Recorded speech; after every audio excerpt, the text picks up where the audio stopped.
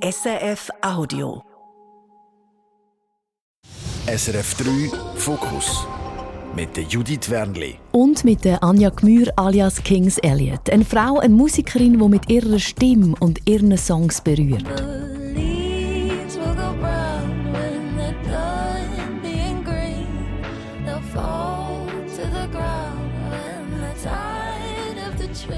Vor 4 Jahren ist sie SRF 3 Best Talent geworden und dieses Jahr an den Swiss Music Awards hat sie in der Kategorie Best Breaking Act gewonnen.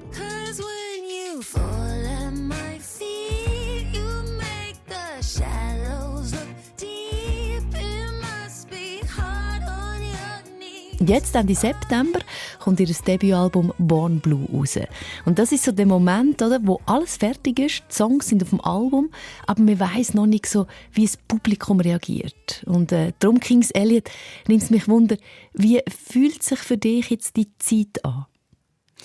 Ist sehr speziell. Also ich bin voller Vorfreude. Und ich fühle einmal den Punkt, wo es fertig ist. Weil das sagt mein Manager einmal, du könntest ewig lang dran sein, es ist nie fertig. Aber ich spüre es schon, es geht einfach sehr lang, bis es fertig ist. Und wenn dann fertig ist und es ist abgeschlossen, dann bin ich eigentlich mega froh. Und jetzt bin ich einfach voller Vorfreude. Und ja, dass die Leute dann das Debütalbum hören. Und es ist ein riesiger Meilenstein und ich bin sehr stolz darauf. Und ja. Das ist dein Debütalbum. Wir kennen natürlich deine Songs schon lange. Du bist 2021 SRF 3 Best Talent gewesen. Auch ein paar Songs auf dem Album sind schon länger draussen. Warum ist es trotzdem wichtig, jetzt noch ein Album rauszubringen?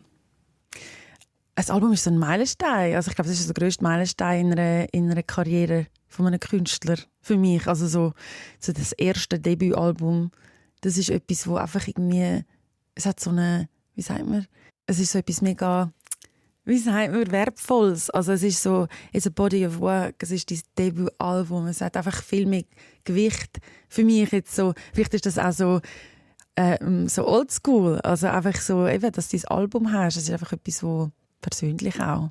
Also auch etwas Haptisches in der Hand zu haben? Ja, dass du wie etwas hast, wo da ist, wo du kannst in die Hand greifen, wo nicht einfach, da hast du einen Song, nochmal einen Song, nochmal einen Song und ja, und das ist einfach mal dein Debütalbum. Es fühlt sich so handfest an. So. Man sieht es, deine Augen glänzen. Ja. Also das Debütalbum kommt Ende Monat. Jetzt wir kennen dich schon lange. Du bist schon mit Imagine Dragons auf Tour gewesen. Die Schauspielerin Reese Witherspoon hat einen Song von dir geteilt. Der Bühnenhuber hat dich mit an Konzert genommen. Wie ist das für dich, dass so viele Menschen schon so lange an dich glauben und so viel in dir sehen? Es ist mega, mega schön. Vor allem, wenn es Leute sind, halt auch, die selber eben Musik machen, die ich selber auch bewundere. Und das ist mir, ich glaube, jetzt viel passiert. Und ich fühle mich mega geehrt und humbled, eben, wenn jemand wie der Bühnenhuber an mich glaubt und mich gut findet. Und irgendwie, dann denkst du so, ja, eben, die Person ist jemand, den ich bewundere. Und das ist dann ein riesiges Kompliment. Irgendwo durch auch ein Druck, wenn ich manchmal denke, so, oh Gott, wenn die Leute eben an mich glauben und ich vielleicht nie dem gerecht werden, was die Leute denken. Aber ich glaube, wenn eben eine Bühne oder eine Reese Witherspoon oder ein Imagine Dragons oder Macklemore, die sagen, ja, die glauben ja nicht einfach an mich und denken und mich dann unter Druck stellen, sondern sie feiern einfach die Musik und hören sie in ihrer Freizeit und das ist eigentlich das Schönste, was man sich wünschen kann. Und ja, es ist eigentlich sehr schön. Und ich glaube, das Letzte, was die wollen, ist dir irgendwie Druck machen, sondern dich wirklich supporten. Genau, es ist überhaupt nicht Druck so. Es ist, glaube ich, eher, ich glaube, Druck kommt eher von mehr, wenn es Music Industry sind, weißt, wenn zum Beispiel Plattenfirma oder wenn eben zum Beispiel ein SRF 3 dir sagt Best Talent, denkst du so, ja, okay, super.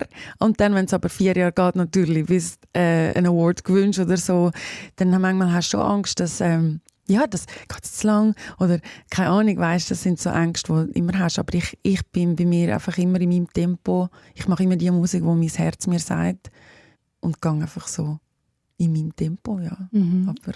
Und ich glaube, gerade da ist es schon wichtig oder wertvoll, wenn eben gerade Leute, gestandene Musiker wie ein Bühnenhuber dich auch supporten. Und wenn man ihm so zulässt, ist, wir hören gerade schnell, auch eine Freundschaft entstanden. Sie ist ein offener Mensch. Das ist ein offener Mensch, der mit dem Leben kämpft, mit ihrer feinen Seite. Ich habe die einfach total gerne. Die macht das sehr gut. Das sind ihre Songs, die mich total berühren. Ah. Das ist so schön. Ja. Wie ist es, wenn du das hörst? Es ist mega schön. Also, wir haben schon so viele tiefe Gespräche zusammen gehabt und seine Family und einfach, ja, also ich bewundere ihn als Mensch, als Künstler und es ist einfach so schön, dass, dass er mich spürt, dass er meine Musik spürt. Weil es ist eben wirklich so, ich mache halt nicht, so schnellen Pop oder einfach fast, also es ist nicht da zum schnell produziert werden, schnell schreiben, raus konsumieren und dann das Nächste. Bei mir Songs, es geht lang, bis ich die schreibe, ich nehme mir Zeit, ich mache jedes Detail, ich bin sehr, es kommt vom tiefen Herzen und das ist einfach schön, wenn das jemand dich dann wirklich spürt und das, ja, und schätzt. Und ja, das ist wirklich schön. Und er das auch fühlt. Und er spricht ja deine Struggles an. Also wie ist es, wenn genau diese Seite, die ja auch schwierig ist für dich, etwas ist, wo andere Leute, andere Musiker, aber auch einfach dein Publikum eben auch berührt? Ja, es ist mega schön, weil ich fühle mich dann weniger allein. Also ich habe einfach gemerkt, seit ich so ehrlich bin mit dem, was ich zu kämpfen habe und das halt in der Musik verarbeiten und das dann in die Welt hineinstellen und dann halt somit dann darüber reden, fühle ich mich einfach in meiner Bubble ein bisschen weniger allein und es gibt mir Kraft und es ist schön, dass es vielleicht anderen auch Kraft gibt und dann gibt es mir wie so ein bisschen eine Mission, also wie so ein Purpose, also ein bisschen, das ist jetzt ein bisschen dramatisch, aber so ein bisschen eine Bestimmung, so ein bisschen ein Grund, dass ich das überhaupt mache, dass ich das dort rausstelle, oder? Dass es nicht nur für mich zu bearbeiten, sondern auch, dass es auch anderen irgendwie kann ein bisschen helfen oder sie berühren und uns dann verbindet. So. Und du gehst sehr offen mit deinen psychischen Themen um, zum Beispiel Borderline, also korrigiere mich, wenn ich etwas Falsches sage. Für die es nicht kennen, das heisst, das Gefühl sehr intensiv können sein oder sehr schwanken und Beziehungen eher schwierig sind. Du verarbeitest das auch in deinen Songs, eben seit den Anfangszeiten. Hat sich denn etwas konkret verändert, außer dass man sich so verbunden fühlt für dich persönlich, seit du das offen ansprichst und auch, ja, von deinem tiefsten Inneren eigentlich erzählst, wie es dir geht? Also erstens habe ich gemerkt, meine Selbstliebe hat sich mega entwickelt, weil ich habe viel Selbsthass eigentlich gehabt. Auch jetzt natürlich habe ich das immer noch, aber viel weniger. Ich habe viel mehr Selbstliebe.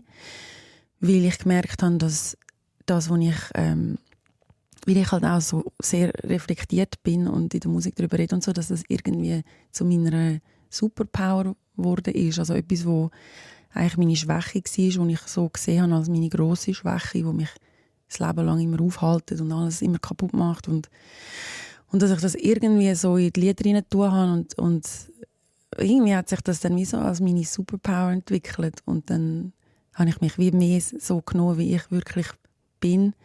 Also ich habe mich angefangen, wirklich so zu zeigen, wie ich bin. Und so habe ich mich auch selber mehr lieben, wie ich bin. Weil ich mich halt lange versteckt habe. Und auch eben Leute in meiner Umgebung, die mich kennen, auch Familie und so, wo ich gar nie so ganz ehrlich wirklich gesagt habe, was bei mir einmal so abgeht. Und irgendwie hat mich das mit allen näher gebracht. Und ja, und mir ermöglicht, dass ich mich selber mehr akzeptieren kann. Irgendwie so. Aber was es mir auch mega beigebracht hat, ich glaube jetzt die Reise mit der Musik, ist, dass ich gerne würde, dass ich will heilen, also dass ich will, I want to get better, I don't want to suffer forever. Also das ist wie so, ich will mich nicht verbessern, wie sagt man auf Deutsch, ist nicht, es geht, also ich will, dass es mir besser geht. Ja. Und habe darum eben auch so vor 2 Jahren dann angefangen, wirklich auch professionelle Hilfe in Anspruch zu nehmen, wo ich vorher immer angefangen, wieder aufgehört, immer weggedrückt und nicht gedacht habe, mir kann niemand helfen. Und es ist wie so, ich bin für immer in dem Innen und nie wird es besser. Und jetzt hat sich eben das alles auch verändert und ich verdiene, dass es mir gut geht und dass ich mich gut fühle. Und ja, also es hat sehr viel in mir geändert. Ich bin natürlich auch älter geworden in dieser Zeit, das sind 5 Jahre seit 2020. Und ich habe mich das eben letztens gefragt, ob ich den Weg gefunden hätte ohne die Musik. Und ich glaube vermutlich nicht. Also Musik ist für dich ein wahnsinniges Ventil. Kannst du sagen, was Musik für dich ist? Ja, Musik ist Expression. Also Musik ist Ausdruck, aus ein Ventil, ja, das ist eigentlich das beste Wort. Also, dass all meine Emotionen, all die Gefühle, all die Gedanken, dass die irgendwo hin können. Weil wenn sie nirgends hin können, dann explodierst. Also du hast das Gefühl, du explodierst. Und so können sie irgendwo hin. Und ganz wichtig ist, und das habe ich am Anfang immer gesagt, Musik ist Therapie, aber es ist eben nicht genug. Also man kann nicht Musik allein als Therapie nehmen. Und das finde ich ganz wichtig, weil früher habe ich das immer so gedacht, dass ich brauche nur Musik. Aber Musik ist mein Ventil und damit ich mich besser verstehe und dass ich Gedanken ordnen kann. Aber es ist nicht genug, um wirklich mich besser zu fühlen. Manchmal geht es mir sogar schlechter, wenn ich ein Lied schreibe, das so traurig ist und ich das dann singe und höre, geht es mir manchmal noch schlechter. Aber es ist gut, dass ich es ordnen kann und dann kommt der nächste Schritt, dann gehe ich in Therapie oder ich gehe meditieren oder mir gute Gedanken aufschreiben, damit ich aus dem rauskomme. Also das Ventil einerseits, aber eben, du sagst, es reicht nicht. Das ist dir noch wichtig, weil du hast ja auch Fans, wie nennen sie Papis? Sick Puppies, wo dir schreiben, sehr häufig auch, und dass genau die Momente, wenn du so über das redest, ihnen eben auch helfen. Wie ist es denn dir, wenn du so viel Nähe, das ist ja dann auch Nähe, die man zulässt, oder wenn man über die Themen redet, wie ist es für dich jetzt auch mit der Entwicklung über all die Jahre? Es ist für mich mega schön. Ich muss natürlich meine eigene Energie immer schauen, dass es mir gut geht, oder? Dass ich nicht zu nahe an mich heranlasse. Es gibt Tage, wo es mir selber nicht gut genug geht, dass ich andere Sachen aufnehmen kann, aber dann tue ich mich zurückziehen. Aber meistens gibt es mir Energie, dass ich mit anderen austauschen kann und dass ich eigentlich kann. Und ich finde es mega wichtig, dass ich auch immer sage, ich bin nicht Therapeutin selber. Also ich habe das nicht gelernt, ich war nicht eine professionelle, ich kann nur von meinen Erfahrungen erzählen, weil viele fragen mich halt auch um Rat. Mhm. Ich denke, eben, ich weiss, ich kann die Verantwortung nicht übernehmen, dass ich sage, was man machen soll. Ich kann nur sagen von meiner Erfahrung, was ich empfehle und was mir geholfen hat. Ja, es bedeutet mir mega viel, dass ich helfen kann und das ist mir wichtig. Aber ich kann nur so viel geben, wie ich geben kann. Und, ja. Ich glaube, du hast dir viel Gedanken gemacht. Es klingt so, dass du dich bis zu einem gewissen Punkt kannst abgrenzen, was natürlich, eben, wie du sagst, auch wichtig ist. Das Album kommt raus. Man weiss nicht, wie es einschlägt. Es kann viele grössere Fangemeinde geben. Und auf dem neuen Album hört man Songs, zum Teil auch überraschende. Einen, der mich überrascht hat, auch weil er, also finde ich ihn auch toll, weil er so ein bisschen poppig ist und auch schnell rein, ist «Whiskey and Wine». I just want a taste of the whiskey and wine. I just wanna lose myself on you. I'll take all the loves to be feeling this high. 'Cause feeling this high is bringing heaven in view. But I don't see. Du hörst jetzt auf einer guten Anlage mit Kopfhörern. Was ist das für ein Moment so im Radiostudio? So geil. Das macht gerade gute Laune. Ach, ich bin so froh. Habe ich ein Lied, das mir gute Laune macht. Ja, wirklich. Und das ist ja auch schön. Ich glaube, das braucht es auch, oder? Für auf der Bühne dann auch natürlich. Ja. Und «Whiskey and Wine» ist ja sonst ein spezieller Song. Auch die Thematik ist speziell. Ja. Du hast schon lange über das schreiben. Es geht um Erfahrungen mit einer Frau. Mhm. Warum ist es so wichtig, den jetzt rauszubringen? Oder wie ist das Gefühl? Jetzt hast du ihn ja noch nicht draussen und ist ja doch auch wieder sehr ein ehrlicher Song. Ja, alle Songs sind ehrlich. Ich habe schon x Songs über das geschrieben, aber bis jetzt ist keiner gut genug zum rauskommen. Und der Song habe ich, also ich habe das ist auch wieder, also es ist einfach passiert. Ich habe eigentlich den Refrain habe ich geträumt. Also ich habe geträumt und dann «Whiskey and Wine», bin aufgewacht und das «Whiskey and Wine» und ich so, was ist das und so. Und dann und manchmal ist es so, ich nehme das einmal sehr spirituell, also wenn ich so eine Message bekomme von irgendwo und dann denke ich so, «Whiskey and Wine, W&W, this is about my queer experience». Und für mich ist einfach, der ganze Song ist eine Celebration of Women, soll Frauen zelebrieren, alle Frauen und ja, und auch meine Queerness. Und ja, und irgendwie ist es einfach rausgekommen. Und das Lied fühlt sich so gut an. Und dann habe ich gedacht, das muss aufs Album. Fühlt sich wirklich sehr gut an, eben das Abtempo, das Poppige. Wie möchtest du, dass die Leute den Song hören, wenn er rauskommt? Mehr als Liebesgeschichte oder mehr als Statement? So ein bisschen auch in Richtung «Ich breche ein Tabu». Für mich, wenn es ein Tabu, es gibt, ja logisch, es gibt immer noch die Tabus, gell? Für mich ist immer noch, ich wohne in London, ich habe das Gefühl, das ist kein Tabu mehr, aber es ist eventuell gleich noch ein Tabu. Also wenn es ein Tabu ist in einem Haushalt. Grosses Wort gewesen, Tabu, ja. Dann will ich, dass man das lost als Tabubrecher natürlich, als Statement. Und was ist denn das Statement? Dass es absolut okay ist, wenn eine Frau liebt, wenn ein Mann liebt, dass Transfrauen auch Frauen sind. Ich habe für das Video eine ganz spezielle Zeitung gemacht. Auch im Video habe ich 2 Frauen, die mit mir drin sind. Und es war mir ganz, ganz wichtig für die Repräsentation, dass auch eine Transfrau dabei ist. Und dort ist es ein Statement. Also es ist für die Queer Community, sie können es als Celebration und als Story, einfach es ist die Geschichte von meinem ersten Mal mit einer Frau, nehmen. Es ist it's fun, und Leute, die das aber anders hören sollen, das ist also subtil, ist noch eine Message dahinter. All women are women, also trans women are women and gay rights. Ich habe jetzt, glaube so zwischen den Zielen herausgehört, dass du lebst ja schon lange in London, dass man dort offener umgeht mit psychischer Gesundheit, mit Tabus. Lebst du das auch so? Ist krass, ich weiss eigentlich gar nicht mehr, wie es ist in der Schweiz, weil ich bin schon so lange in London. Also ich finde, in der Schweiz sind wir auch deutlich offener geworden, weil immer mehr Leute darüber reden, mit ihren psychischen Problemen oder Herausforderungen. Also ich habe das Gefühl, ja, also es ist schon so. Also zum Beispiel meine Grandma von England, sie sagt mir einmal schon, es ist noch lustig, mal, es stimmt, sie hört es wirklich so im Radio und im Fernsehen und so und sagt dann mir, weil am Anfang, als ich auch Musik released habe und über meine Panikattacke, Anxiety oder whatever geredet habe, hat sie so gesagt, aber warum ist jetzt so? Und dann mit der Zeit hört sie es auch überall und sagt so, I understand now why you were like speaking about it. Like I heard Anne-Marie speak about it as well. Like, oder es hat irgendjemand anders gehört, der darüber geredet hat. Und ja, also ich habe das Gefühl, es ist schon vielleicht mehr verbreitet, aber es ist schon auch schwierig, zum Hilfe zu bekommen. Also es ist ja, aber ich weiss eben nicht mehr, ich weiss nicht genau, wie es da ist mit Hilfe bekommen. Du bist ja knapp 10 Jahre schon in London. Ja, und ich habe in der Schweiz auch schon Therapie gehabt als Teenager und so, aber immer. Und ich weiss aber schon, ich habe mich immer geschämt, also in der Schweiz. Aber das hat vielleicht auch viel mit mir zu tun. Und es war vor 10 Jahren, also ja. Aber ich habe das Gefühl, sonst so, die Leute sind schon immer offener, also ich höre auch immer Werbung von BetterHelp. Gut, das ist vielleicht auf mich spezifisch. Aber du bist ja dort auch ein Teil davon, dass man offener wird. Das ist ja auch etwas, wo ein Anliegen ist, wo dir wichtig ist. Ja, das finde ich mega schön.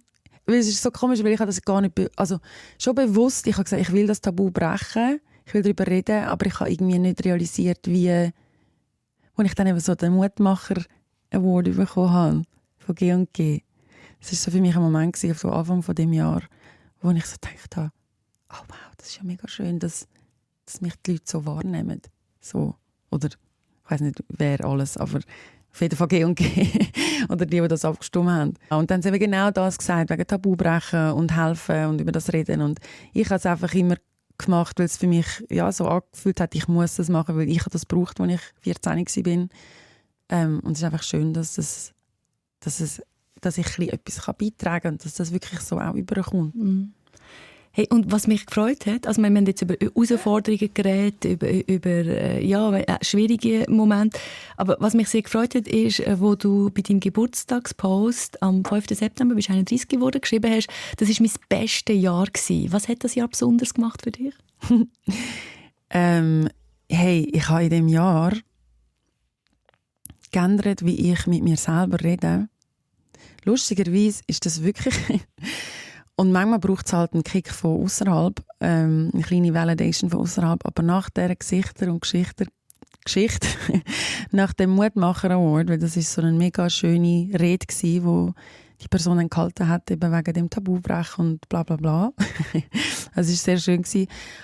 Und was dann die Leute mir nachher gesagt haben und ich gemerkt habe, was ich irgendwie gleich schon können machen oder sagen oder irgendwie teilen mit meiner Geschichte, habe ich eben dann angefangen zu sagen, hey, jetzt höre ich auf, so schlecht mit mir reden die ganze Zeit. Mich immer selber, der Selbsthass, das Zeug, das mich selber einfach fertig macht und klein macht und das tut dich ja auch aufhalten im Leben. Und dort habe ich bewusst mir vorgenommen, keine mehr schlechte Wörter gegen mich selber oder Gedanken. Und ab dann, ohne Witz, hat sich, weil das ist ja, du bist in einer anderen Frequenz, wenn du anders denkst. Und dann hat sich alles ein bisschen geschiftet. Also ich habe auch, also schon gegen Ende Jahr hat das schon ein bisschen angefangen. Ich habe wirklich jetzt Freunde fürs Leben. In dem letzten Jahr neue Leute von meinem Team, die Freunde fürs Leben sind, die mit mir kreative Sachen machen, kennengelernt. Und wir haben so viel Spass zusammen, weißt, wir machen Videos und wir verstehen uns, wir sind auf einer Wellenlänge. Und viele Sachen passieren einfach. Ich habe mein Album fertig gemacht, ich mache meine erste richtige Europatournee, ich habe einfach und dann habe ich noch einen Swiss Music Award bekommen und irgendwie, sobald ich angefangen habe mit mir selber nicht immer so böse, hat sich wie eine Frequenz aufgemacht, wo dann andere Sachen reingelassen hat, die gut sind für mich. Und vorher bin ich in so einer anderen Frequenz gsi, wo dann eigentlich wie nur schlechte Sachen reinholen, weil ich so schlecht gedacht habe irgendwie. Und darum war das Jahr einfach mega gsi. Aber weißt, ich finde das auch so wertvoll, um zu zeigen, wie wertvoll andere Menschen sein können, um dir auch zu zeigen, was sie in dir sehen. Und das auch, ich meine, das ist jetzt zusätzlich noch ein Award gewesen, aber es geht ja darum, was die Rede war, also was man in dir sieht, das ist ja dann eigentlich mehr wie der Award. Genau, es ist eigentlich darum gegangen, was gesagt worden ist. Das ist das gewesen, was mich richtig gerührt hat, wo ich dann ein bisschen brüllen auf der Bühne. Weil ich so, jetzt, irgendwie ich habe es einfach nicht erwartet und dass jemand, dass jemand etwas in dir sieht, was du selber gar nicht siehst. Das ist schon schön. Und ich finde es eben auch wichtig, dass man es immer mal wieder hört, zum Beispiel auch, um sich selber zu sagen, mal, ich sage das jetzt, wenn ich etwas Schönes sehe bei jemand anderem und nicht... Ja, ich finde auch, und ich lebe auch so, wenn ich etwas bei jemandem sehe und ich finde etwas schön oder eindrücklich, ich sage es, ich feiere die Person, ich sage es denen.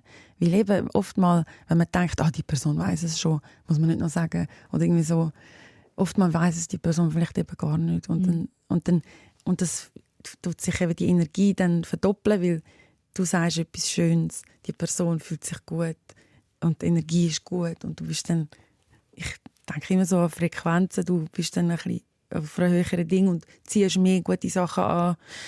Also seit ich ein bisschen mehr so denke, dass Gedanken so viel, Gedanken und was du sagst, so viel Kraft tragen, so viel Gewicht.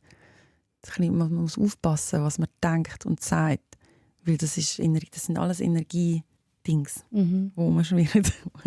Also ein kleiner Reminder, alle, die hören, wenn ihr etwas Gutes seht in anderen, sagt es. Unbedingt. Hey, ich habe gesagt, du bist schon fast 10 Jahre in London, jetzt gehen wir aber zurück und zwar glaube ich, wenn du das hörst, bist du automatisch zurück in deiner Kindheit.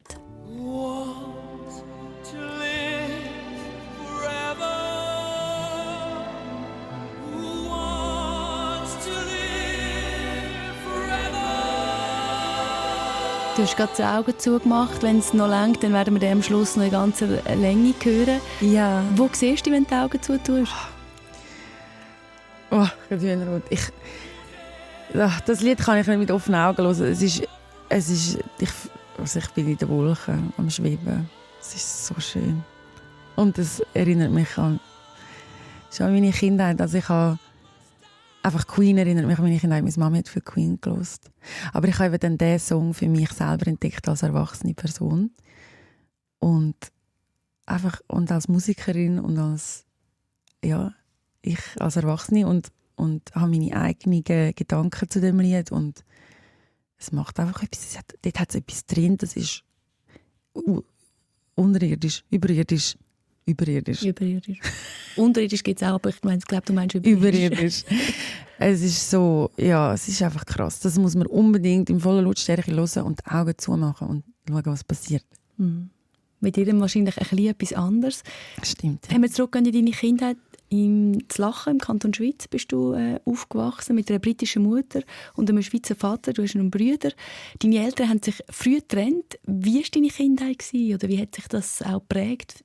Also zu Lachen bin ich eigentlich noch nicht sick. Ich bin eigentlich ganz viel umgezügelt. Also am Anfang zu Wielen, dann zu Altendorf, dann zu Pfäffiken und dann zu Rappi. Und ja, wie hat es mich geprägt? Also ich glaube, jedes Kind, wo die Eltern sich getrennt haben, haben es nicht lustig gefunden. Ja, es ist... Aber die Kindheit ist... Ja, ich weiss nicht, wie ich es sagen. Also es war eine schöne Kindheit gewesen. Ja, ich weiss nicht, was ich erzählen soll. Bist du eher so eine Anführerin gewesen, oder eher eine stille, sensibel? Wie siehst du dich vielleicht auch mit Abstand jetzt wieder, wenn du zurückdenkst? Ich war immer sensibel gewesen, sehr sensibel, sehr überstellig, laut. Also in der Schule haben sie mich immer rausgeschickt. Ich war sehr laut gewesen, aber ich hatte natürlich ADS, und das nicht gewusst. Also das heisst, rausgeschickt, weil du den Unterricht gestört hast? Oder weil du einfach... Ja, mich gestört habe. Ich so, raus, jetzt ist fertig. Jetzt habe ich 3-mal gewarnt. Und ich so, nein. Und ich habe es nicht mal extra gemacht. Weißt du, es ist ja, wenn man ADS hat und man weiß es nicht. Und dann als Erwachsener habe ich dann meine Diagnose gehabt, meine Medizin. Und ich so, okay, I get it. Ja, also ich habe einfach Seich gemacht, das Zeug nicht gemacht und so. Aber ja, ich bin so ein kleiner Rebell. Also ein Rebell. Ich bin einfach mit 13 ist es bei mir einfach so emotional. Ich glaube, so, wo dann die Hormone gekommen sind und ich sonst schon sensibel war, ist einfach alles, es ist einfach eine schlimme Zeit gewesen. Dann war es nicht mehr gut gewesen. Und genau. Aber ich habe mich dann auch wieder irgendwann erholt und ja, jetzt bin ich da, aber... Denkst du gerne zurück an die Kinder? Oder weißt, hast du die Frage, ich habe das Gefühl, so, wenn ich dich anschaue, sagen wir es richtig, ich spüre so wie, komm, frage anders. Es ist in der Kindheit, ich bin jetzt da, es ist gut. Das darfst du ehrlich sagen.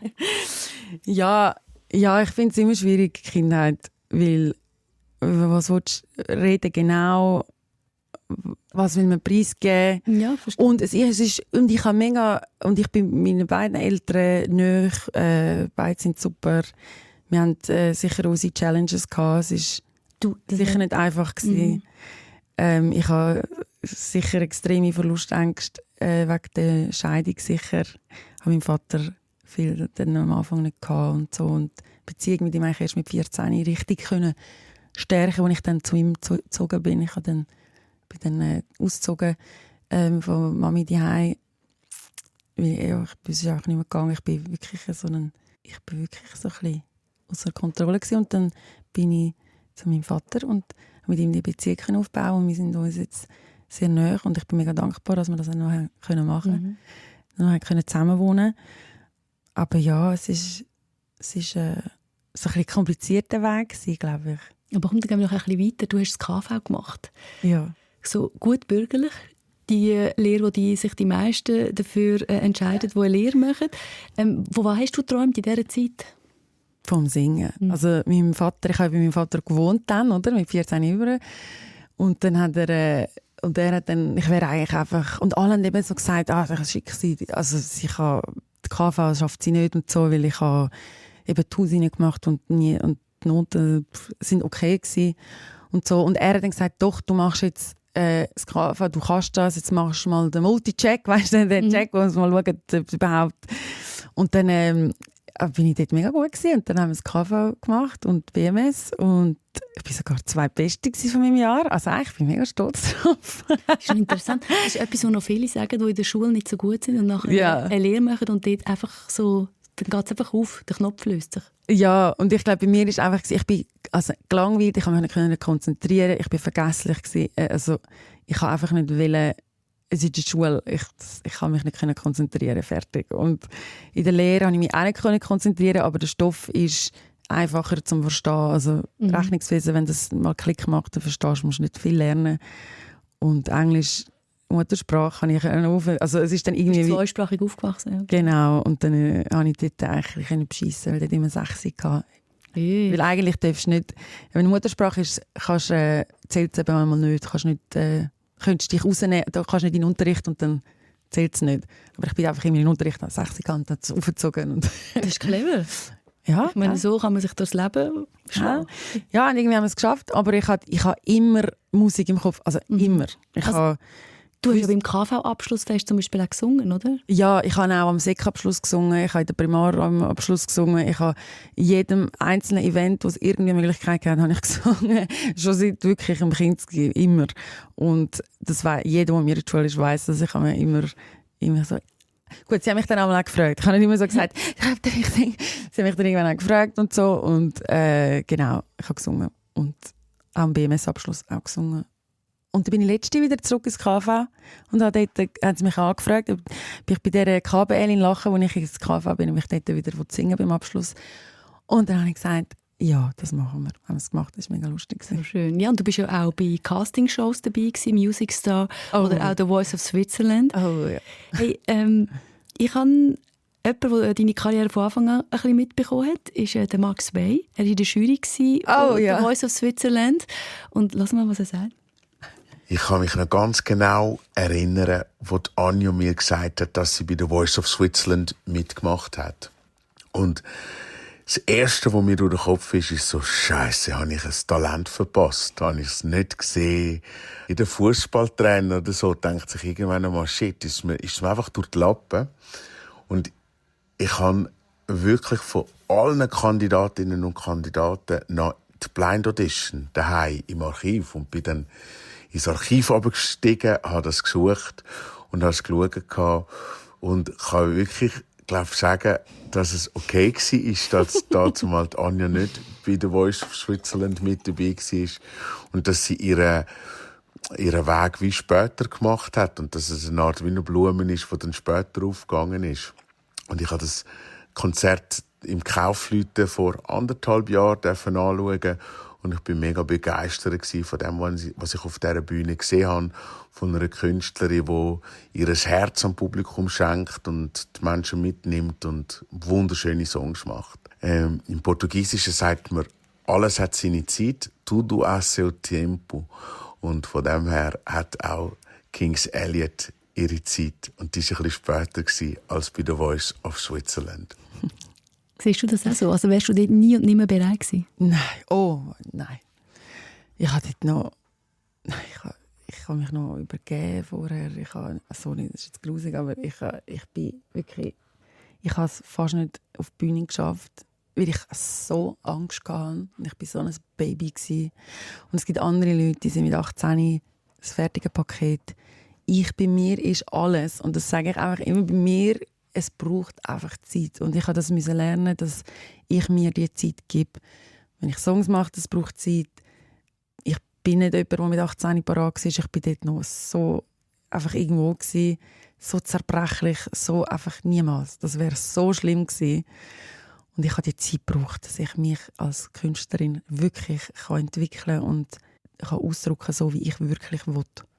Jetzt ist ja dein Debütalbum, also kurz vor deinem Debütalbum. Wärst du jetzt bereit für die ganz grosse Karriere? Oder ist das gar nicht dein Ziel? Ich glaube, ich wäre bereit. Ich glaube, wenn es jetzt durch die Decke, ich wäre bereit. Sage ich jetzt so. Nein, ich wäre bereit. Ich glaube schon. Mal. Und was ist das Gefühl, das sagt, jetzt wärst du bereit? Also einfach, ich fühle mich gut in meiner Kunst. Ich fühle mich gut in meiner Musik. Und dann kann dir eigentlich nichts weh machen. Also es ist wie so, also parat. Du weißt nie, ob du parat bist, zum wirklich jetzt irgendwie, ich glaube, niemand ist parat, zum wirklich also du musst es jetzt nicht schlecht reden, weil man nicht sagen darf, man ist parat. Man darf sehr wohl sagen, aber ich finde es wichtig, dass man das sagen kann, hey, also weißt, wenn es so ist. Wenn wir Schweizer, du bist ja doch auch halb Schweizerin, dann manchmal ist das Gefühl, man darf nicht sagen, hey, ich will. Ich sage, ich will, aber ich weiss nicht, wenn es dann wirklich passieren würde, ob es mich dann so richtig verschält und ich aber ich werde, glaube nie parater sein, als was ich jetzt bin. Ich bin so gemietet in meinem Leben jetzt. Ich habe meine Grundlage, ich habe mein Leben können leben, ohne dass ich auf die Straße gehe und mich jeder kennt. Ich habe meine Erfahrungen können sammeln, ich habe mich entwickelt als Person. Ich bin in einem guten Heilungsprozess. Ich bin die Künstlerin, die ich sein will, die ich will sein.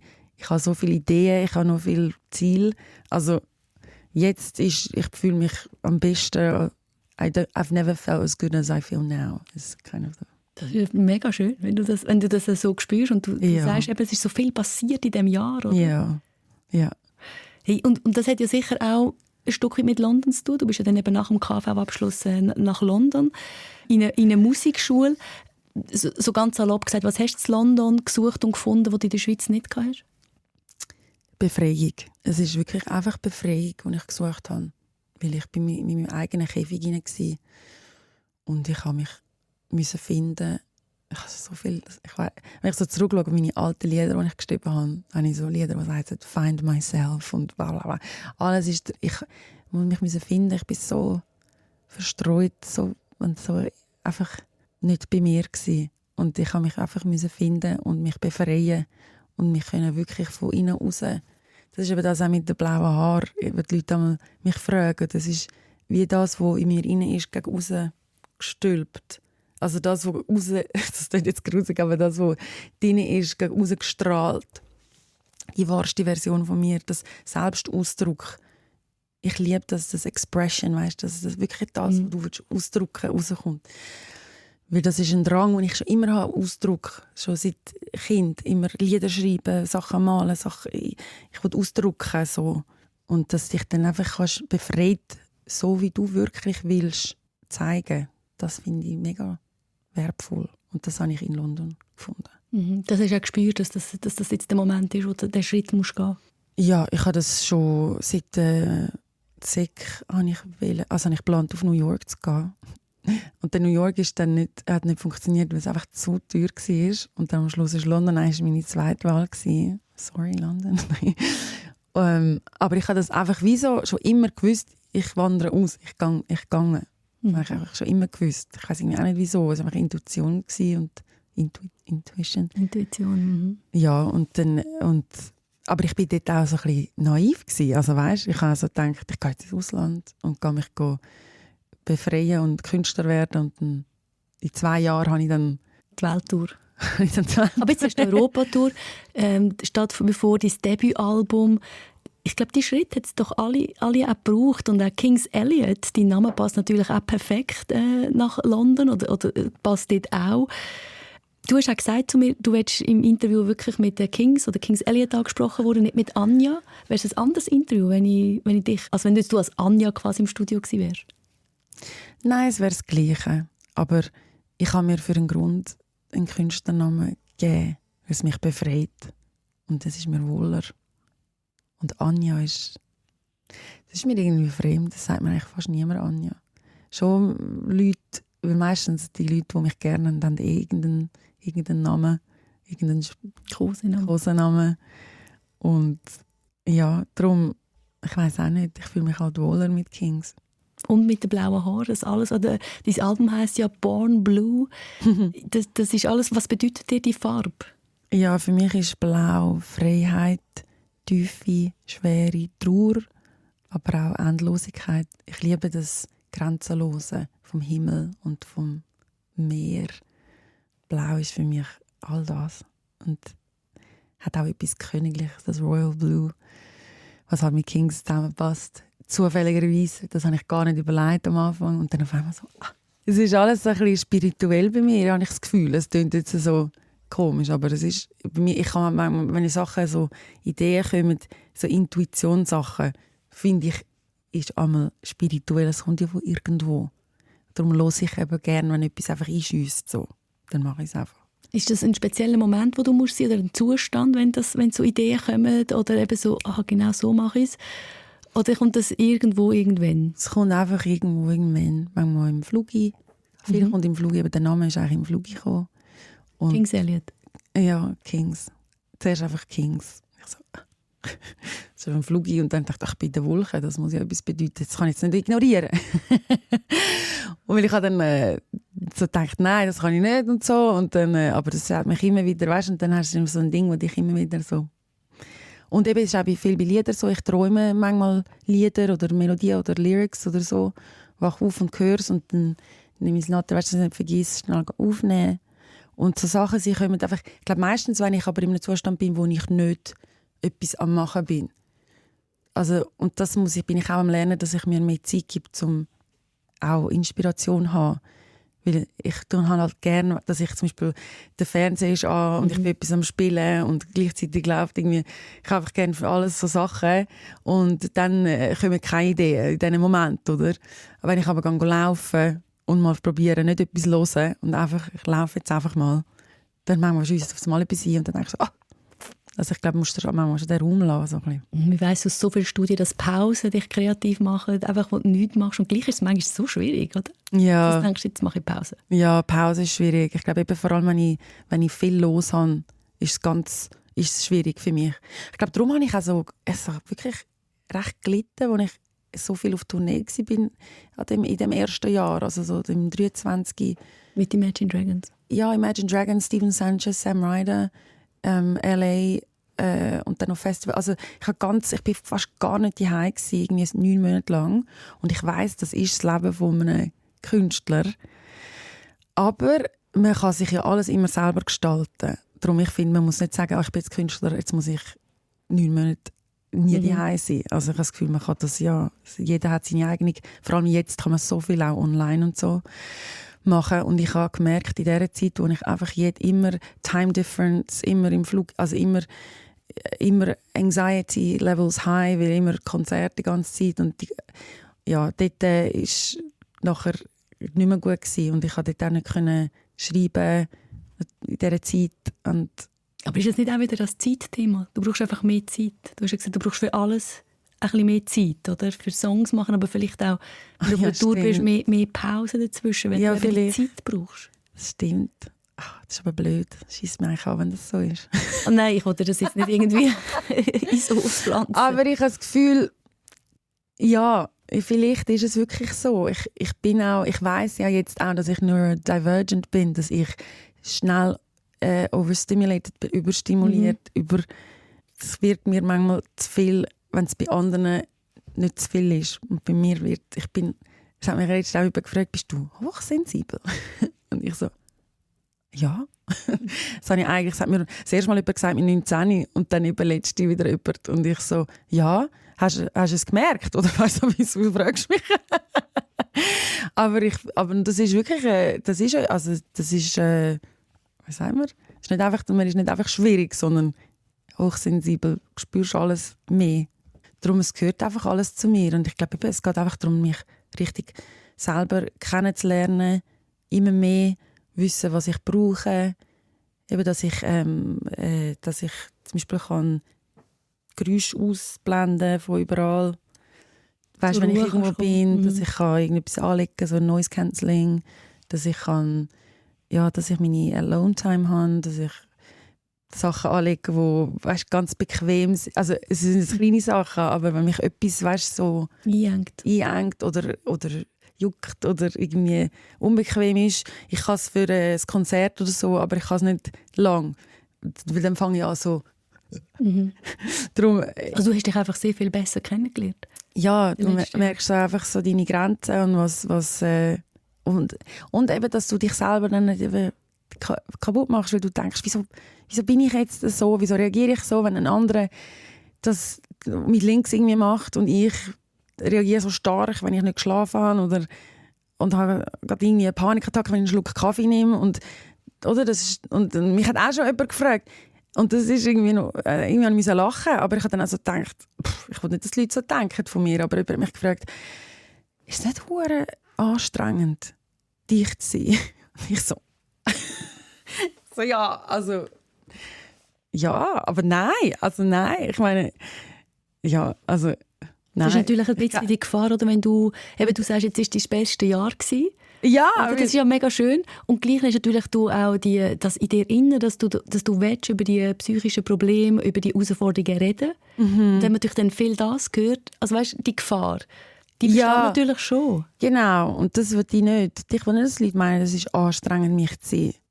Und es ist auch, ich kenne ja auch nichts anderes. Und ich will auch, dass die Leute denken, es ist anstrengend, mit mir zu sein. Also weißt, das will ich ja auch nicht. Und die Leute sind auch überrascht, wenn sie mich dann kennenlernen oder auch bei «Sing meinen Song», die Leute mich sehen und ich lache viel und ich habe es lustig. Also das hätte ich jetzt gar nicht erwartet. Ich so, ich bin immer so. Also ich habe halt extreme Höhe und extreme Tiefe und ich habe es einmal mega lustig und bin mega bubbly und aufgestellt und energetisch und dann im nächsten Moment ist es halt vorbei, aber es gehört alles zu mir. Und die Leute, die mich früher, wenn mich jemand beschreiben von der Sektzeit oder so, die würden immer sagen, mega laut, mega aufgestellt, mega so haben mich die Leute immer beschrieben, weißt? Immer am Lachen, immer am Seich machen und so. Die würden niemand sagen, sie ist einfach dort im Ecke gehockt und hat gebrüllt. Nie. Und das ist bei mir immer im Geheimen gewesen. Aber ich habe nicht, dass das andere fake ist. Das ist auch real. Es ist wie so, aber beides kann existieren. Würdest du rückwirkend die Seite vielleicht anders ausleben? Also weißt du, bereust du es manchmal auch, dass du zum Beispiel eine Panikattacke von dir im Video gehabt hast, was ja sehr, sehr mutig ist und sicher auch für viele auch hilft. Aber weißt du, wenn man nachher dich so wahrnimmt, gibt es die Momente, wo du denkst, vielleicht hätte ich es gleich ein bisschen anders machen sollen? Nein, ich bereue es gar nicht. Weil es hat so viel Gutes gebracht und so viel anderen Menschen Mut gegeben. Und ich finde jetzt, wo mich die Leute eben mehr kennenlernen, auch die andere Seite von mir, zeigt das eben auch, dass es wie so ist, don't judge a book by its cover. Also, dass du nicht das, was du als erstes siehst, gerade verurteilst. Erstens im Sinne von, wenn du etwas, eben Panikattacken siehst, dass du dann denkst, das ist das Einzige, wo der Person steckt. Aber auch wenn du jemanden siehst, der mega aufgestellt ist und mega Energie hat, dass du denkst, der geht immer gut. Die hat sicher nichts Dämonen im Schrank. Es gibt, das eine kann existieren mit dem anderen und es gibt mehrere Schichten und eben, dass es okay ist, wenn man es halt einmal, eben, wenn man es auch mal sagt und ich habe das ja gemacht, um das Schamgefühl loswerden. Darum, ich bereue das überhaupt nicht. Ich bin sogar mega froh, dass ich das gemacht habe und ich finde es super. Also. Du sagst, es ist eine Art ein Purpose von dir oder etwas, wo dir einfach auch wichtig ist. Und gerade was du jetzt sagst, oder, dass es beides gibt, ich glaube, das ist auch wichtig, dass man das jemand, der gar nicht mit dem zu tun hat, so jetzt auch gerade anhand von dir so mitbekommt. Das ist nicht jemand, der einfach nur traurig ist, sondern es gibt einfach die Höchst und die Tiefs. Ja, und es gibt wirklich alles. Es gibt Leute, die vermutlich mit so vielen Dämonen zu kämpfen, wo du das einfach nie würdest denken. Also, und die müssen das dann alles im stillen Kämmerchen machen. Und dann ist das manchmal noch frisst sich viel mehr auf als Mensch, wenn du das nicht kannst. Ich kann teilen. Ja, also das war bei mir so gewesen. Ich hatte so viel Schamgefühl mit diesen Borderline-Episoden und Zeugs, die ich einmal habe.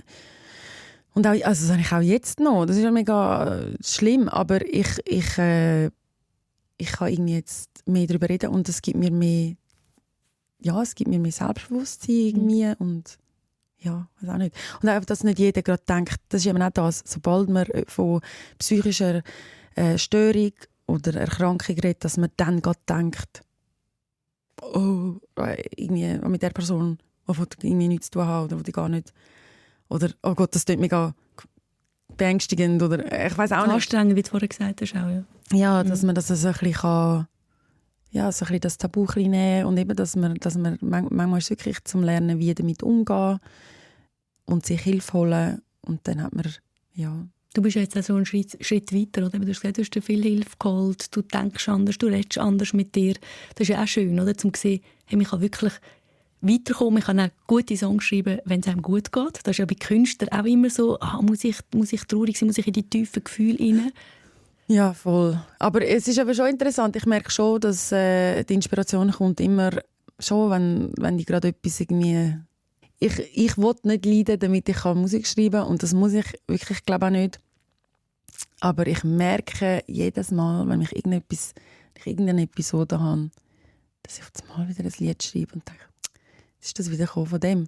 Und dann denke ich, und das hat mich jetzt in der letzten Zeit ein bisschen das macht mir Angst, ehrlich gesagt. Also, jetzt bin ich jetzt ganz ehrlich. Weil ich sage eigentlich gerne, dass ich das nicht brauche, aber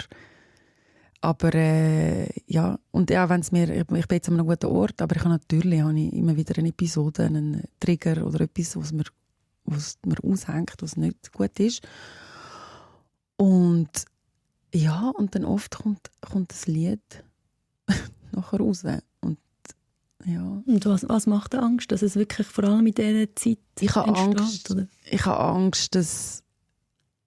dass ich, wenn ich gar nie mehr einen Trigger habe oder also dass ich das dann anfange insgeheim wünsche, also nicht wünsche, aber dass ich mir nicht zulasse, dass ich mich ganz heile, vielleicht, oder ich weiß auch nicht, einfach so, ich will einfach nie das Gefühl haben, dass mich etwas Schlechtes inspiriert. So von der Vergangenheit ist okay, aber wenn es im Jetzt in der Gegenwart ist, dann finde ich es irgendwie blöd. Also «The Promise» habe ich geschrieben, es ist mir so schlecht gegangen und es so ein schlimmer Trigger ist für mich gewesen. Und dann ist «The Promise» rausgekommen und ich habe gedacht, oh Scheiße, wieso jetzt? Also weißt, ich hätte es lieber jetzt geschrieben von etwas, was vielleicht vor ein paar Jahren war, aber es ist wirklich gerade letztes Jahr, gerade ein paar Wochen vorher und dann, ja, und das Lied ist einer meiner Lieblingssongs jetzt, oder? Und ich so denke, oh, ja, ich weiß auch nicht, es macht mir, aber ich habe das Gefühl, es ist auch normal, ich glaube vielleicht auch sich anfreunden, dass ich werde ja nie, es wird immer ein Teil von mir sein und jeder Mensch hat ja immer Phasen, wo Sachen passieren und es nimmt einem mit. Es kann ja, irgendwo ist es ja auch eine Superpower, weil dann kannst du so quasi, wenn etwas Negatives passiert, kannst du es wenigstens in etwas Positives umwandeln. Wenn man es so anschaut. Aber Angst, was würde dir denn helfen, dass die Angst zu nehmen?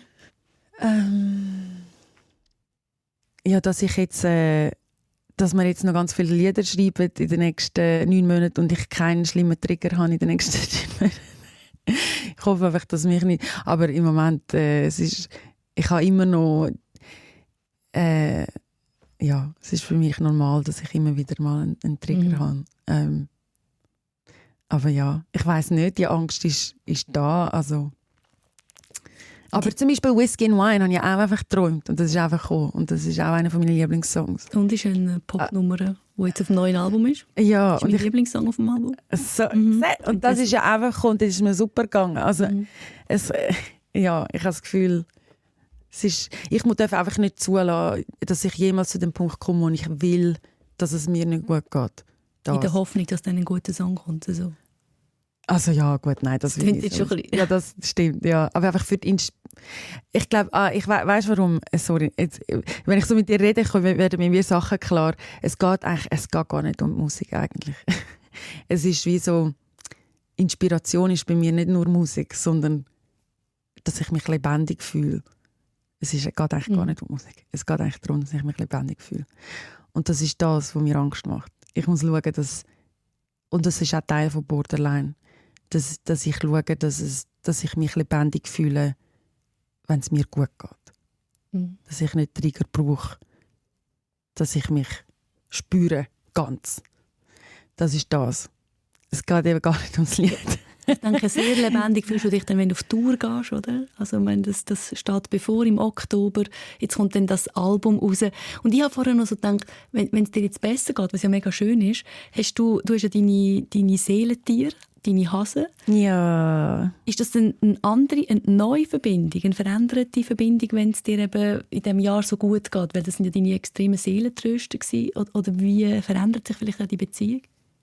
Nein, die ist immer noch gleich. Weil ich habe immer noch, also mir geht es generell gut, aber ich brauche sie immer noch. Und ich habe immer noch meine Momente, wo ich brülle und sie kommen zu mir und mich trösten. Also es ist immer noch genau gleich. Also ich glaube, die hat sich nicht viel verändert. So. Aber du sagst, das ist deine Seelentiere. Viele von uns haben einfach Katzen und denken, das sind so eine Art so die Tröster. Ja, wir spüren die Hasen zu wenig. Habe ich schon gehört, sagst du? Ja, die Hasen sind halt sehr unterschätzt. Hasen sind still, sie machen keinen Ton. Sie brauchen gleich viel Auslauf wie ein kleiner Hund. Wichtig zu wissen. Darum sollte jetzt eben nicht in einem Käfig sein.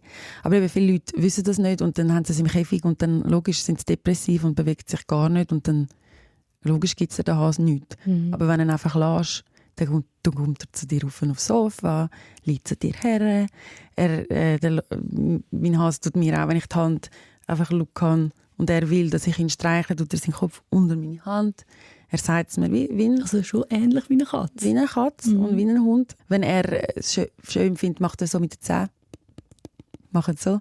Und sie sind Prey Animals, also in der Wildnis werden sie gejagt von anderen Tieren. Das heisst, sie sind immer auf dem Alert oder sie haben immer Angst. Darum musst du mehr arbeiten, dass sie dir vertrauen und dir mehr Zeit nehmen und ruhig sein mit ihnen und ja. Da sind wir wieder beim Zeitnehmen. Vielleicht auch darum, die dich verstehen. Ja, voll, ja, das stimmt. Hey, so kurz vor dem Release von deinem ersten Album, du hast gesagt, wirklich so für dich etwas ganz Wertvolles, etwas Grosses. Für was bist du im Moment so am meisten dankbar? Hey, am meisten dankbar im Moment bin ich wirklich um die Leute um mich herum. Ich habe noch nie so einen Halt um mich herum wie jetzt. Also meine Freunde und meine Familie, irgendwie, wir heben alle zusammen und ich werde so unterstützt in meiner Karriere. Und ich habe eigentlich früher immer gemeint, ich muss das allein. Ich habe niemand glaubt an mich, ich bin ganz allein. Und es war vielleicht auch so, wie der Mark Sway sagt, zum Beispiel damals, ich bin nicht parat gewesen. Und wenn ich es auch will, es hat mich nie hat jemand gesagt, ach, du wärst ein toller Künstler, mach doch das. Das habe ich alles immer allein. Und jetzt habe ich so ein schönes Umfeld, das mich unterstützt und an mich glaubt und mich auffängt. Und das ist einfach mega schön. Danke vielmals, Kings Elliot, für das Gespräch. Danke dir, Judith. Und mehr Musik, mehr neue Musik von den Kings Elliot gibt es ab dem 26. September auf dem Debütalbum «Born Blue». Feedbacks, Anregungen zu dem Gespräch gerne direkt bei Spotify oder unter Fokus mit c @srf.ch. Danke fürs Zuhören und eine gute Zeit.